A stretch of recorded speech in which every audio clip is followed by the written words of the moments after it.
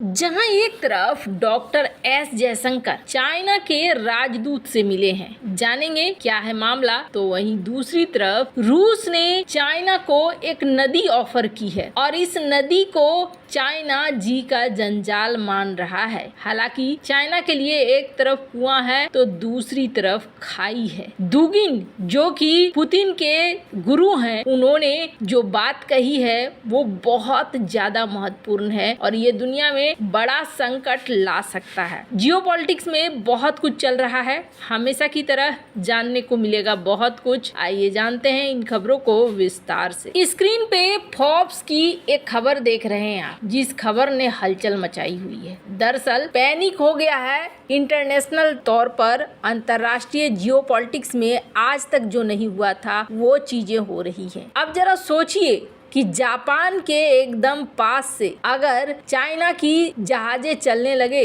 तो जापान का क्या होगा। कहा जा रहा है कि एक डील तैयार हो रही है रूस, चाइना और नॉर्थ कोरिया के बीच में। अगर ये होता है तो ये सबसे बड़ा संकट लेकर आएगा जापान के लिए। स्क्रीन पर देख रहे हैं एक नदी है जिस नदी का नाम है तुमेन और कहा जा रहा है ये जो नदी है ये नदी चाइना और नॉर्थ कोरिया इसके बीच में पड़ता है और उसके बाद ये समंदर में जाता है। चाइना तुमेन नदी पर अपना नौका संचालन कर सकता है। ये जो तुमेन नदी है रूस और नॉर्थ कोरिया का बॉर्डर है। कहा जा रहा है कि अगर ये जो बॉर्डर है इस बॉर्डर से आना जाना शुरू कर देता है चाइना तो आसान हो जाएगा चाइना के लिए यहाँ पर एंट्री लेना, यहाँ पर व्यापार करना और व्यवसाय करना। आखिरकार पुतिन क्यों ऐसा कर रहे हैं, ऐसा करने से क्या हो जाएगा और ये एक बहुत बड़ी चाल क्यों कही जा रही है, तो आपको बता दूं सबसे बड़ी बात ये है कि तुमेन नदी को लेकर पहले भी इस तरह की बातें होती थी और तुमेन नदी में ही रूस, चाइना, नॉर्थ कोरिया की 2009 में एक मीटिंग हुई थी और इस मीटिंग में इन्होंने कुछ खास नहीं सिर्फ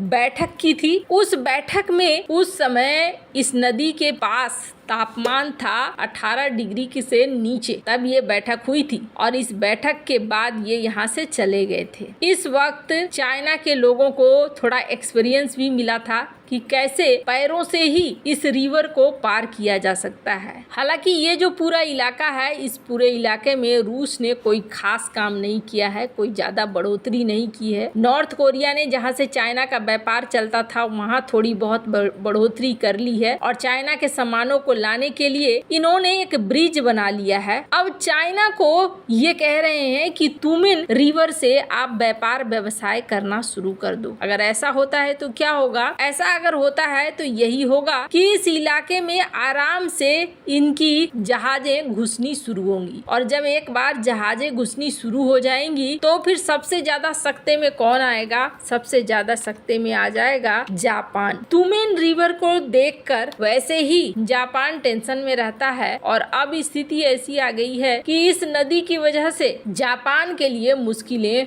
खड़ी हो सकती है। वैसे चाइना भी काफी लंबे समय से इस नदी पे चाहता था कि इस नदी पे उसे अधिकार मिले, पर फिलहाल के लिए चाइना के अंदर एक डर भी है और डर ये है कि कहीं उसके ऊपर किसी तरीके के प्रतिबंध न लगने शुरू हो जाए। जापान के लिए मुसीबत ये है कि अब यहाँ पर रूस भी, चाइना भी और नॉर्थ कोरिया भी तीनों को एक्सेस मिल जाएगा, डायरेक्ट एक्सेस, और ये उसके लिए सबसे बड़ी टेंशन वाली बात होगी।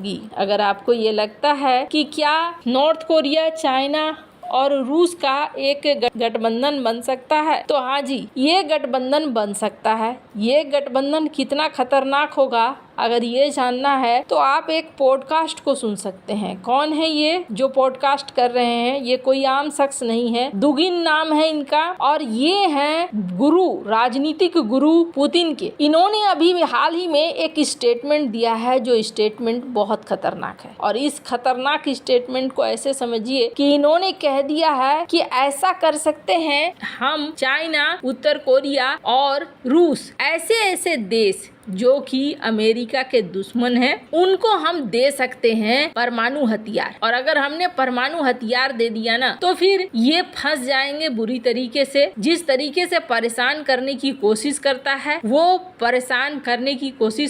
वो चीज नहीं हो पाएगी। खैर, बड़ा ही बुरा आइडिया है और खतरनाक आइडिया भी है। इस आइडिया की वजह से कितने लोग इसमें फंस सकते हैं और कितने लोग बर्बाद हो सकते हैं, क्योंकि कब कौन सा हथियार कैसे शख्स के हाथ में जाएगा, वो क्या करेगा, कहना मुश्किल होता है। ये तो कुछ ऐसी बात हो गई कि आप अपनी जान बचाने के लिए सभी को खतरों में डाल रहे हैं। खैर, जहां एक तरफ ये सब कुछ चल रहा है, वहीं दूसरी तरफ भारत के विदेश मंत्री डॉक्टर एस जयशंकर ने चाइना के जो राजदूत हैं भारत में, उनसे मुलाकात करी। हालांकि इस मुलाकात को यही बताया गया कि ये जो मुलाकात थी ये एक औपचारिक मुलाकात है, चूंकि नया गवर्नमेंट बन चुका है और नया गवर्नमेंट बनने की वजह से नया जितने भी राजदूत हैं उनसे मुलाकात खास करके बेहद महत्वपूर्ण है। उनसे मुलाकात और उनसे फिर बात करनी होती है। इसी दौरान में डॉक्टर एस जयशंकर चीनी राजदूत से भी मिले। चीनी राजदूत की नियुक्ति बड़े ही अजीब समय में हुई है। पहले तो 18 महीने तक चीनी राजदूत कहीं दिखाई नहीं दिए और उसके बाद जाकर चीनी राजदूत दिखाई दिए। भारत में चीनी राजदूत को भेजा गया। डॉक्टर एस जयशंकर ने यहाँ पर क्या बातें की है, हालांकि अभी तक बहुत ज्यादा डिटेल नहीं दिया गया है, पर यह कहा जा रहा है कि भारत ने सबसे पहले तिब्बत और तिब्बत के बाद अब चाइना से बातचीत करनी शुरू की है कि बताओ जी आगे का क्या प्लान है और आगे क्या हम सीमा पर स्टेबलाइज कर सकते हैं रिश्तों को, वगैरह वगैरह यहाँ पर इन्होंने कहा है। अब यहाँ बहुत तरह की बातें कही जा रही है। कहा जा रहा है कि आने वाले समय में और भी कई रिएक्शंस देखने को मिल सकते हैं। खास तौर पे भारत ने अपने पॉलिसी या सिद्धांत में किसी तरह का कोई बदलाव नहीं किया है। स्क्रीन पर देख सकते हैं ब्रह्मचेलानी, इन्होंने एक ट्वीट किया था और इस ट्वीट में इन्होंने क्या कहा कि फाइनली भारत ने दलाई लामा को सबसे बढ़िया गेस्ट और धर्मगुरु के रूप में पहचान दी है। तो वहीं दूसरी तरफ दलाई लामा ने भी अपने आप को सन ऑफ इंडिया कहा है। ये चीजें दिखलाती है कि किस तरीके से हमने जो धार्मिक स्वतंत्रता है उसको बनाए रखा है और उसी तरीके से तिब्बत के धर्मगुरु को हमने पूरी आजादी दी है। वैसे आपको क्या लगता है, क्या चाइना के साथ संबंध ठीक होंगे और क्या ये लड़ाई झगड़े बंद होंगे? कमेंट कर अपनी राय जरूर बताएं। जल्द मिलते हैं अगले वीडियो में नई खबर के साथ।